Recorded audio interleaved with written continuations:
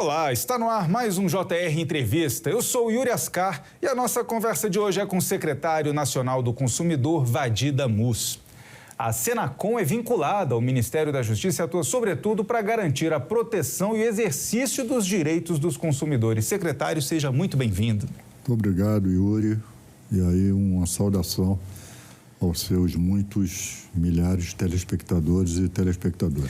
Obrigado, secretário. E a gente começa falando da Black Friday. A cada ano a gente vê mais promoções, né? Muita divulgação nessa época do ano. E o que seria um dia vira semana, vira o mês inteiro, com anúncio de muitos descontos de até 80%. Mas é mesmo, tem como a Secretaria Nacional do Consumidor identificar o que é promoção e o que seria Black Fraud, quando as pessoas tentam vender pela metade do dobro?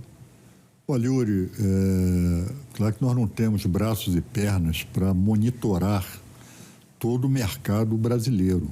Então, isso depende muito também da ação dos consumidores, né, e das consumidoras. Nós temos os PROCONs, né, que estão na linha de frente dessa fiscalização, né, dessas relações de consumo nessa época, mas é muito importante que o consumidor ele tenha consciência daquilo que ele vai consumir.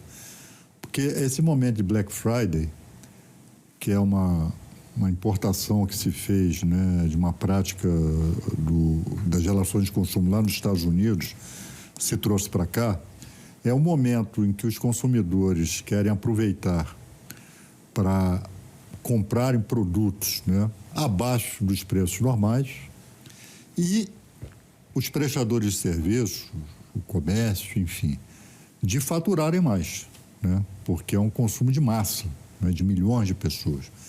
Então, os consumidores têm que tomar cuidado, desconfiarem sempre quando há uma desproporção de preço, porque no primeiro momento, né, ele vê, puxa, isso aqui está bem barato, mas é bom saber qual é o preço real, né? Porque tem aquela história de pagar metade do dobro, né? Pois é, e aí é importante então que o consumidor esteja atento, ele vem acompanhando, ele quer comprar um produto, está esperando o momento da promoção, então ele vai ali ao longo do ano acompanhando o preço, e se ele percebe que é uma fraude, que é o mesmo preço de sempre, o que ele pode fazer? Não comprar. Primeiramente, não comprar, óbvio. E dois, comunicar ao PROCON no seu estado ou da sua cidade que aquele estabelecimento está praticando propaganda enganosa, né? Está fraudando direitos dos consumidores. E também aí a questão de consciência para o consumo, educação para o consumo, é comprar o que de fato for necessário. Será que comprar o celular de última geração, né, é aquilo mesmo, aquilo é essencial, é aquilo que está faltando, né? Às vezes a pessoa vai no desejo de fazer um bom negócio e nem precisa daquele produto novo. Então, o ideal é não comprar por impulso, é comprar aquilo que de fato é necessário, aproveitar os bons preços, né, os reais bons preços, os descontos reais, né? Procurar se vai comprar, sobretudo, pela internet, né? Agora, o senhor está falando aí de internet, é o local, claro, que todo mundo vai fazer a primeira pesquisa. Eu quero trocar de celular, por exemplo, eu vou lá na internet, vou pesquisar, estou esperando a Black Friday para conseguir um melhor desconto. Então, são muitas ofertas que a gente vê no e-commerce. E na internet, essa fiscalização, ela é mais difícil do que nas lojas físicas, nos shopping centers? Olha, o consumidor, ele tem, foi exatamente o que você pontuou ainda agora. Ele tem que saber o histórico, ele tem que ver, primeiro, ver a loja onde ele vai comprar. Às vezes tem uma loja que é falsa também, já é golpe na venda, né? Não vai entregar nada. Então ele tem que... Não é fácil fiscalizar, não é fácil. A loja física, né? Ela, em tese, ela oferece melhores condições de fiscalização. Você está ali, vai lá o fiscal do PROCON, né?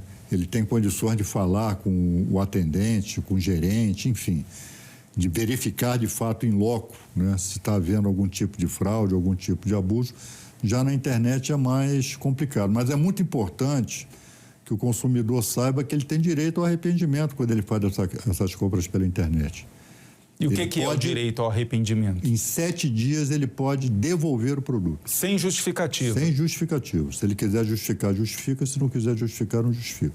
E quando uma fraude está vinculada ali numa loja falsa que promete, por exemplo, né, o celular bem mais barato, e aí a pessoa cai ali, por quê? Porque ela encontrou aquele anúncio em uma plataforma digital, uma rede social que ela já frequenta, que ela confia, e aquele anúncio falso estava na plataforma. É possível responsabilizar essa plataforma? Olha, eu entendo que sim. Isso é uma questão que está carecendo de regulamentação. A gente está falando, então, da regulamentação das mídias sociais, das plataformas digitais. Mas eu entendo que sim. Que vale para a loja física, aliás, é uma frase do ministro Alexandre de Moraes, né? Quando ele trata da questão da regulação das redes sociais, das plataformas. O que vale para a loja física, vale para a loja virtual. Não é aceitável, né, que uma determinada transação que está cobertada por fraude, né, ela seja penalizada e se responsabilize a loja física e o mesmo não aconteça com a loja virtual. Inclusive, a plataforma digital, ela recebe, o golpista paga pelo anúncio para enganar os consumidores. Então, não tem cabimento a plataforma se eximir. Não fui eu. Né? Você vai, vamos usar um exemplo absurdo, né?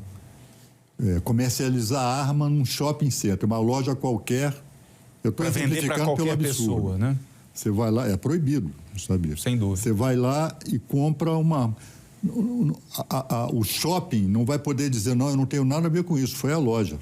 Tanto a loja quanto o shopping vão ser responsabilizados. E a rede social seria esse shopping da internet. Exatamente. Né? Sem dúvida. Secretário, sobre as apostas online, as bets, a Senacom notificou algumas dessas empresas sobre oferta de bônus. Falar assim, né, venha fazer aposta com a gente, ganhe R$1.000, R$2.000, R$5.000 em bônus, para os apostadores jogarem mais. Essas empresas prestaram os esclarecimentos que a Senacom já pediu a elas. Como é que vai ficar essa regulamentação? Porque isso é uma preocupação da Secretaria. Nós notificamos todas as que têm autorização para operar aqui no Brasil. São cento e tantas empresas, né? Não tem um número aqui de cor, 130 e poucas empresas tal. Todas foram notificadas. Foram notificadas hoje, então não há tempo ainda. Elas têm... Tem um prazo para responder, né? De quanto tempo? Mas não é só responder, né? Nós emitimos uma medida cautelar, ou seja, retire imediatamente de circulação publicidade que ofereça bonificação. Qual é o perigo dessa bonificação? Primeiro, a Lei 14.790 de 2023, que é a lei que autoriza o funcionamento das bets aqui no Brasil, o seu artigo 26, inciso 1, é peremptório, é uma norma proibitiva. Não pode oferecer bonificação.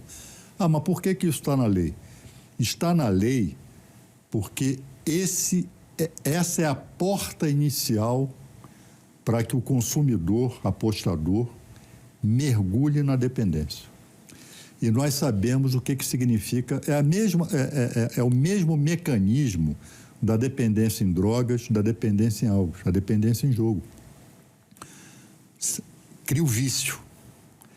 E ao se viciar, esse apostador, esse consumidor vai se endividar, vai se superendividar, ele vai ter problemas familiares. Tudo aquilo que acontece com viciado em drogas, com viciado em álcool, vai acontecer com esse apostador, com esse consumidor. Ele é capaz de perder tudo. E a bonificação seria um gatilho, uma forma de atrair essa pessoa para o vício. É a porta de entrada. E nós sabemos que as pessoas que apostam nesse tipo de jogos online são as pessoas mais desfavorecidas da população, são os mais pobres, são os mais vulneráveis. Ricos jogam em cassino, lá em Las Vegas. E essas pessoas, né, a grande maioria das pessoas a esmagadora maioria que aposta, né? Para complementar a renda. São pessoas vulneráveis, né?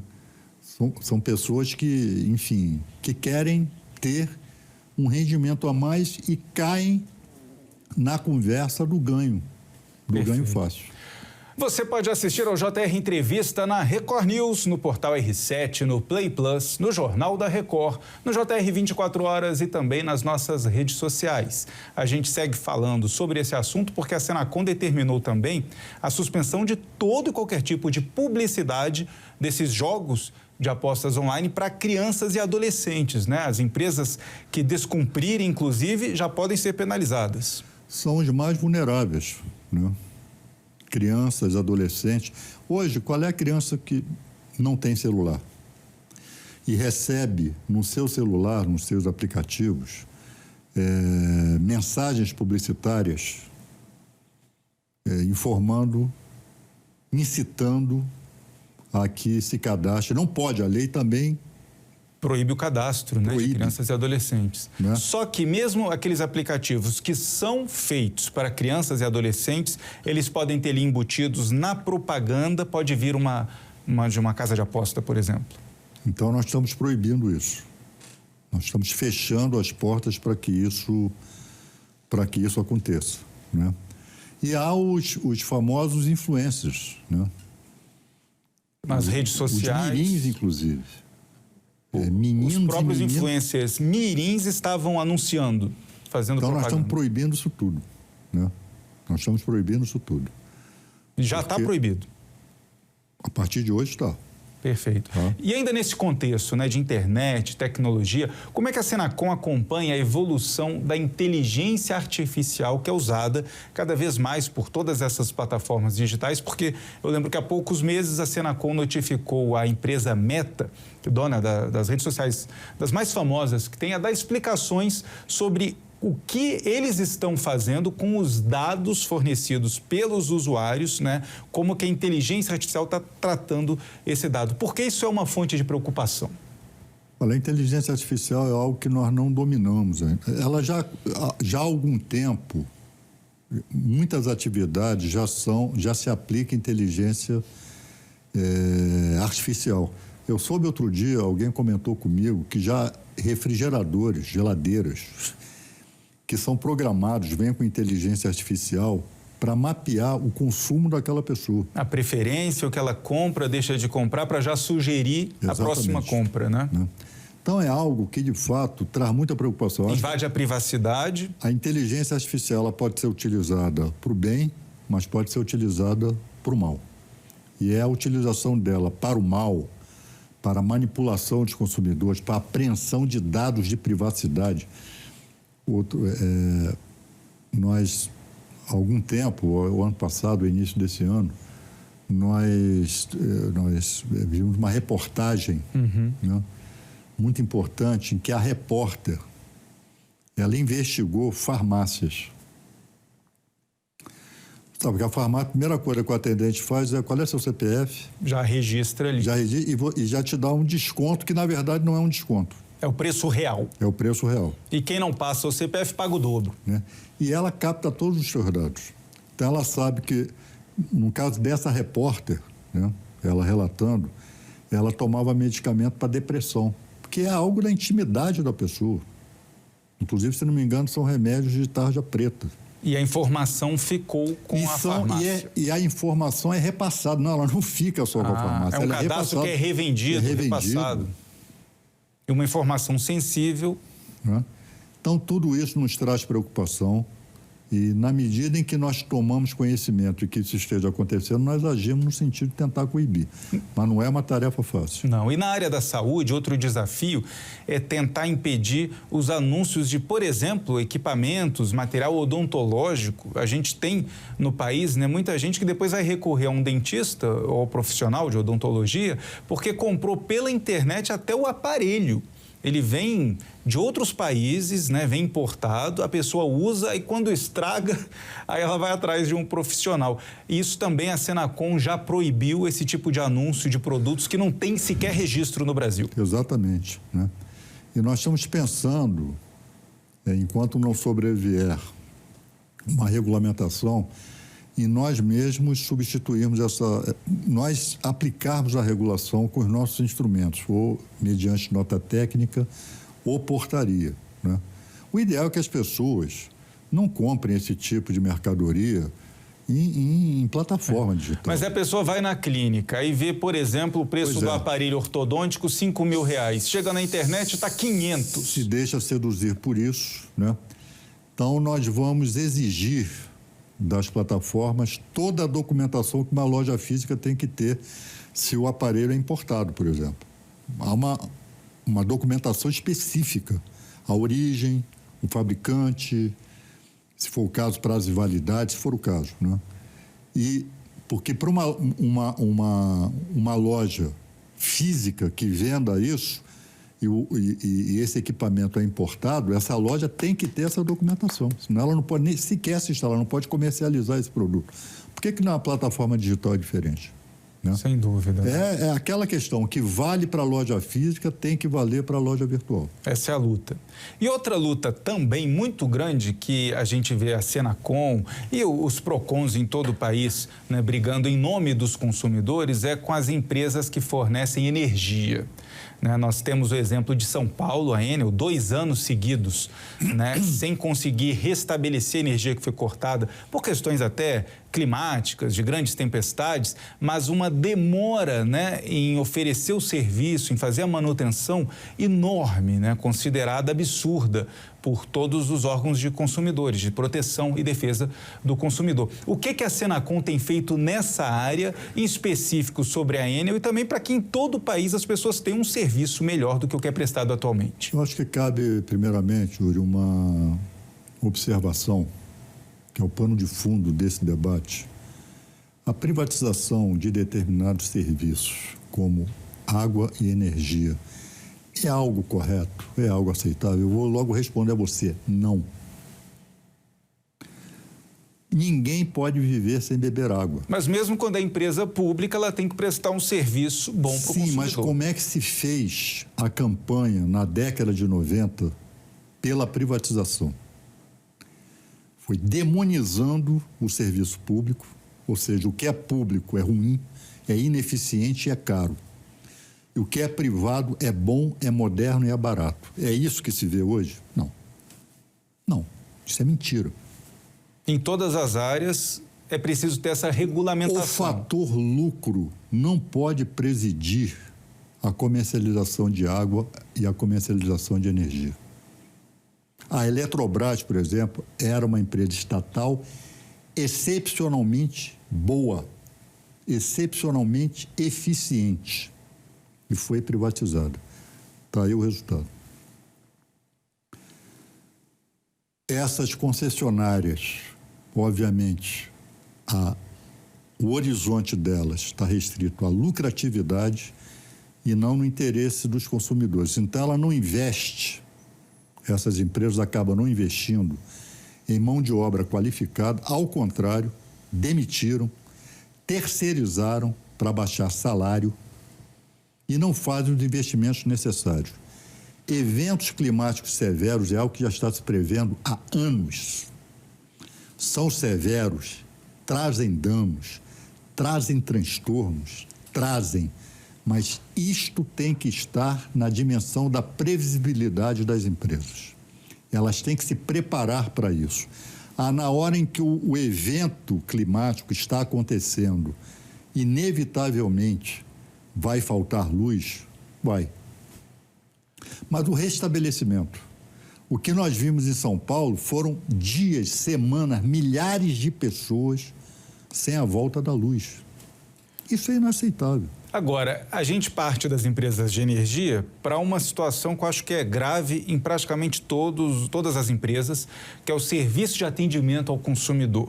Quando a luz acaba, quando a energia vai embora na casa de alguém, a pessoa pega o telefone, pega o WhatsApp, manda o contato para falar, olha, estou sem luz aqui em casa, e aí não consegue falar com ninguém, não tem um atendente, a ligação cai em um robô e num momento de crise, como a gente viu na situação de falta de energia, fica praticamente impossível conseguir falar com a empresa prestadora do serviço. Mas, normalmente, todo mundo que precisa falar com um banco para ver uma situação do cartão de crédito, falar com operadores de telefonia, pega o telefone ali para ligar e vai passar minutos, às vezes 10 minutos, esperando, apertando um monte de botão para finalmente chegar em um atendente para explicar o que está acontecendo. Isso vai mudar em breve, secretário? Olha, é muito oportuna a tua pergunta. Esperamos que sim. Hoje, eu encaminhei ao gabinete do ministro da Justiça, ao qual a minha secretaria é vinculada, ministro Ricardo Lewandowski, uma minuta de decreto. E que decreto é esse? Decreto que trata das regras atinentes ao atendimento ao consumidor. Um novo decreto, substituindo o atual. E uma das linhas mestras desse futuro novo decreto, assim espero, é o atendimento preponderantemente feito por humanos. Se eu não quiser ser atendido por robô, se eu quero ser atendido por uma pessoa humana, a primeira opção daquele menu, né, daquele cardápio, quando se liga para qualquer coisa, cartão de crédito, banco, etc., a primeira opção tem que ser a possibilidade de falar com pessoa humana. Se o senhor quer ser atendido por pessoa humana? Quero. Não precisa. Tem gente que prefere, acha que é mais rápido, o WhatsApp acha que é mais rápido, enfim. Mas boa parte das pessoas não pensa assim. A gente vai continuar conversando sobre o serviço de atendimento ao consumidor, o famoso SAC, no próximo bloco. A gente faz um breve intervalo e a gente continua a conversa com o secretário nacional do consumidor, Vadir Damus. Até já.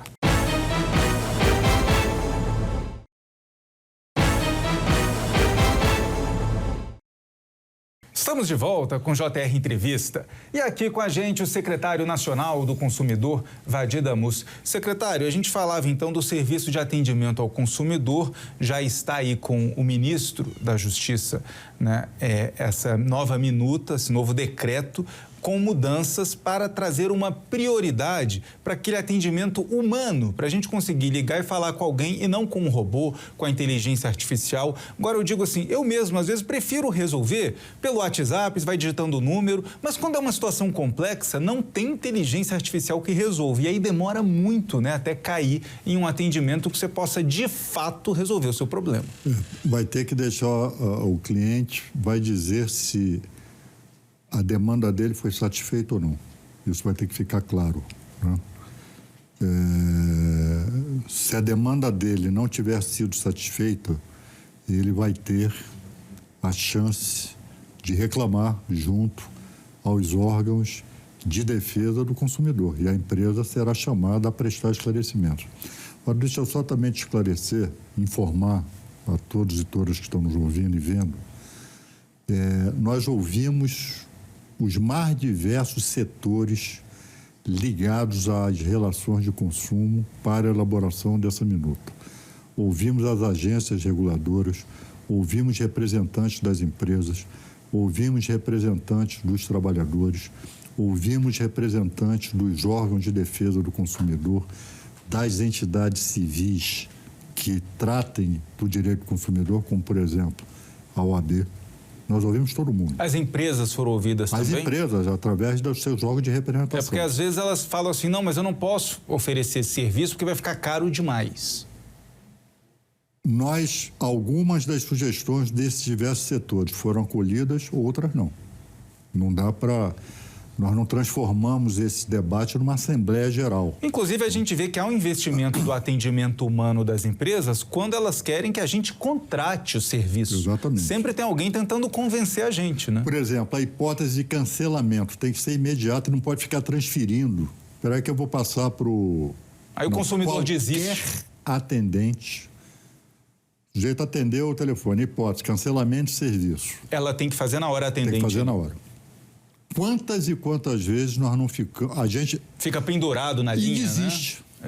Vou passar para o setor de cancelamento. Isso, então, no novo saque não existe mais. Não existe mais, não existirá mais. Qualquer atendente tem que ser capaz de cancelar o serviço. De fazer o cancelamento. E vai existir um padrão mínimo de quantos minutos para a pessoa atender? 60 segundos. 60 segundos de espera.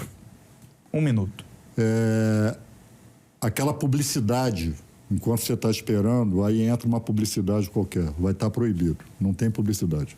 Antes do atendimento não vai poder enquanto você está esperando. Propaganda. Exatamente. Fica oferecendo algum serviço. Há uma série de inovações que levam a uma melhor relação de consumo. Vai ser bom para as empresas, que vai ter um consumidor mais satisfeito, é o consumidor que não vai reclamar tanto. E para os consumidores, sobretudo os mais vulneráveis, né? Os mais idosos que não sabem, que têm aversão, que têm tem uma total dificuldade com o WhatsApp, com isso, com aquilo, e quer ouvir a voz humana, ele quer falar, ele quer reclamar. Olha, às vezes são questões emergenciais, são questões que dizem respeito à saúde, à vida dessas pessoas. Como é que ela vai ligar para um plano de saúde, por exemplo, e vai ficar esperando horas, vai ficar esperando não sei quanto tempo? Um exemplo do plano de saúde que o senhor citou agora é isso. Quando a gente vai contratar o plano de saúde, é imediato, é super fácil. Mas na hora de pedir um reembolso de algum tipo de serviço, há uma série de burocracias e de dificuldades, como o senhor disse, né, para cansar o consumidor e fazer ele desistir daquela ideia. Então, o decreto procura enfrentar todas essas situações cotidianas. Nós não estamos falando de coisas abstratas. Nós estamos falando da vida como ela é. Tem previsão de ser publicado o decreto quando ele passa de fato? Quem assina o decreto é o presidente da República, né? Então, é o presidente Lula. Quem leva o decreto ao presidente, se o ministro aprovar o decreto, enfim, ele vai fazer as observações, etc. Passa pela Casa Civil ainda, uma leitura? Casa Civil, até chegar para a assinatura do presidente. Perfeitamente. Eu espero que isso aconteça o mais rápido possível. Secretário, a CBF, a Confederação Brasileira de Futebol, e a administração do estádio Engenhão, lá no Rio de Janeiro, vão ter de dar explicações à Senacom sobre publicidade inadequada durante as partidas de futebol. O que aconteceu? A classificação da partida é livre para toda a família, mas a publicidade não era assim, não. Isso são aquelas coisas, né, que alguém assistindo a um jogo na televisão, né? Um jogo lá no Engenhão, no Rio de Janeiro, acho que foi um amigo. Olha, seria bom você ver isso aí. Tem propaganda de acompanhante lá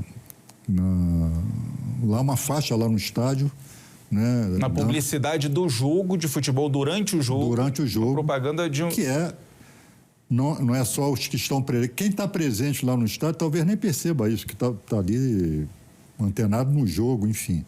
Agora, vê a televisão fixa, né? A televisão passa a câmera ali. Enfim, alguém detectou isso. E esse alguém já se antecipou e foi ver. Era um site, de fato, de prostituição, oferecendo mulheres. E um jogo que a classificação indicativa, é livre, tanto para entrar no estádio como para assistir pela televisão, é livre. Ou seja, crianças e adolescentes poderiam pegar o próprio celular ali e entrar para ver que propaganda é essa, que loja é essa. Então, nós cobramos explicações ao estádio e à CBF. E está proibida já esse tipo de publicidade? Já notificamos que está proibido. Pode. Simplesmente não pode, né? É inadequada. E sobre os planos de saúde, a gente falou rapidamente no exemplo, né, dificuldade do serviço de atendimento ao consumidor. Mas existe outra questão que a Senacom tem acompanhado com certa preocupação, que é o cancelamento unilateral. Isso na visão também, né, da proteção do direito do consumidor. Isso é ilegal quando aquele paciente passa a custar muito para o plano de saúde, o plano não tem o direito de fazer essa rescisão contratual? Por essa questão, tudo aquilo que diz respeito aos serviços regulados, ou seja, os serviços que são regulados, né, pelas agências regulatórias, cria uma situação ali de competência concorrente. Sim. Quem cuida dos planos de saúde é a ANS, a Agência Nacional de Saúde, né? Ela é que regula. E os planos, diversas reclamações que os consumidores fazem acerca dos planos de saúde, eles se defendem basicamente dizendo, não, mas a ANS permite. E isso nos gera uma situação, e nós temos que ter muito cuidado com isso para não invadir a esfera da agência, mas o que é que vale? É o que está no Código do Consumidor ou é a regulação da ANS? Então, o que é que nós estamos fazendo? Nós estamos notificando todas as operadoras de plano de saúde para que expliquem esse descredenciamento unilateral. É desequilíbrio econômico-financeiro? Quais são as causas? Quais são... E nós temos que entender isso, né? Que plano de saúde é um tormento. Desde que eu me entendo por gente, é algo que parece muitas vezes irresolvível. Agora, do lado do direito do consumidor, o que é possível fazer para tentar preservar? Primeira coisa é entender. Porque se nós formos muito radicais com os planos de saúde, aí vai quebrar o plano de saúde. E aí ele não atende ninguém mais, né? Então, isso é uma coisa, nós estamos notificando para entender, né? Eles, por exemplo, quando se reclama de reajustes elevados, não, está acima da inflação oficial. Não, mas a inflação dos planos de saúde é diferente, é fogo, é diferente da inflação comum. Isso tem que ser visto, né? Por que é diferente? É uma planilha de custos própria, né, do setor. E que é mais elevada que a inflação. O cidadão comum não entende isso. Mas se a inflação está, sei lá, em 5%... E até porque o salário do cidadão não aumentou de acordo com o plano de saúde. E outra coisa, já estamos notificando as operadoras também, inclusive a ANS, para uma grande reunião, uma reunião pública lá no Ministério, para debater, e as entidades de consumidores, né, para nós debatermos isso, cara a cara, né? Cada qual colocar a sua realidade, cada qual colocar as suas justificativas e, a partir daí, fornecer esse acervo para a ANS e ver o que é que se pode fazer a esse respeito. Quer dizer, a gente vai ter sempre durante essa discussão, então, dois caminhos que precisam se encontrar, né? Ver os pontos em comum, que é a regulação da ANS do setor e o direito do consumidor. Porque se há um setor em que o consumidor é insatisfeito, é com o plano de saúde. Dificilmente você vai encontrar um consumidor que eu estou satisfeito com o plano de saúde. Agora, é claro que entra uma outra discussão. Qual é o papel do SUS nesse sentido? Se as pessoas não forem atendidas pelo plano de saúde, vai onerar o SUS. E o SUS tem a capacidade, né, para... Que é um serviço público extraordinário. Receber todos esses de causar pacientes. Orgulho a qualquer brasileiro. Mas o SUS tem as suas limitações orçamentárias, né? Então, não é algo simples, não. Não é uma geladeira ou um ventilador que chegou estragado na cara das pessoas e você reclama a troca. É algo... Não é fácil esse debate. Agora, para a gente entender essa estrutura que existe no Brasil de defesa do consumidor, nós temos a Secretaria Nacional do Consumidor, né, o senhor no comando da Senacom, e em todos os estados do país nós temos os PROCONs. Como é que é essa relação? É a Senacom que determina o que o PROCON deve fazer ou os PROCONs têm uma autonomia? Como é que funciona? Muito boa pergunta. Na verdade, todos nós, Secretaria, PROCONs, integramos o Sistema Nacional de Defesa do Consumidor. A Secretaria, ela está no topo desse sistema, mas como coordenadora. Não há uma relação de subordinação, nem relação hierárquica entre a Senacom e os PROCONs. Seria um exemplo, assim, Ministério da Saúde com secretarias estaduais de saúde? Isso. Tem uma colaboração, mas são independentes. Uma colaboração, nós podemos sugerir, olha, vamos dividir aqui. Normalmente nós atuamos em questões nacionais. Os PROCONs atuam nas questões locais, PROCONs estaduais e PROCONs municipais. Mas não só.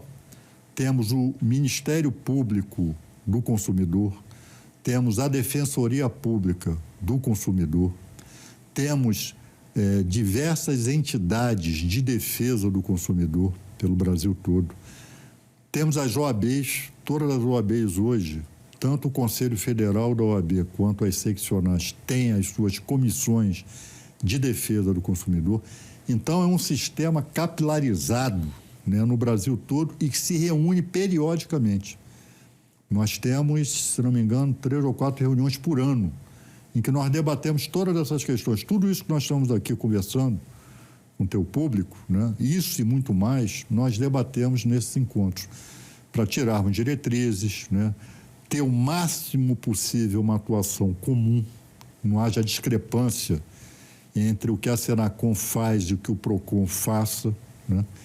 Então, nós procuramos agir para que, de fato, funcione como um sistema unificado, respeitadas as autonomias de cada um desses órgãos, de cada uma dessas entidades. Perfeito, secretário.